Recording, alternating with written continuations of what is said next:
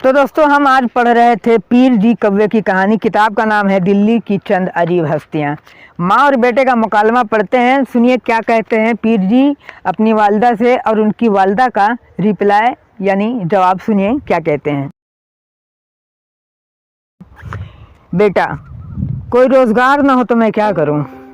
माँ, तुम्हारे ही लिए रोज़गार को भी आग लग गई। दुनिया आखिर धंधे से लगी है, और कुछ नहीं तो टोकरी ढोने लगो। बेटा, नौकरी तो मुझसे नहीं हो ही जाती। माँ, ठूंसना आता है?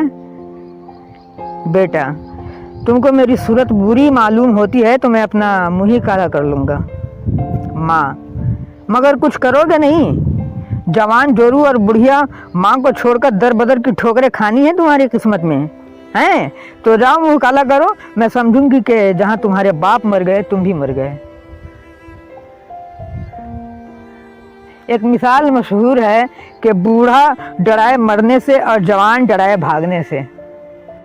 मियाँ कल्लू जो आगे चलकर अपनी सियाह रंगत की वजह से पीर जी कव्वे मशहूर हुए, तैश में आकर घर से निकले। इस दौर में दिल्ली वाले बिल्कुल बेगैरत न थे। निकट्ठू और बदमाश से बदमाश भी नाक वाला था। उन्होंने दिल में ठान ली कि अब दिल्ली में रहने वाले पर भी 3 हर्फ, देश चोरी परदेश भीख, जिधर सिंह समाये चलो निकलो।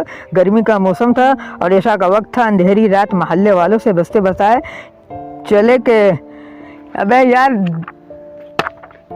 इसमें ऐसे ऐसे अल्फाज हैं। मेरी गलती ही ये है कि मैंने मुताला नहीं किया, और मैं अभी से अमिताभ बच्चन खुद को समझने लगा कि स्क्रिप्ट तैयार है। जी हाँ, तैयार है। स्क्रिप्ट का मुताला नहीं किया कि हमको बोलना क्या है, जिसकी वजह से क्या हो गया, हमको बहुत दिक्कत हो रही है। तो आज की वीडियो यहीं पर समाप्त।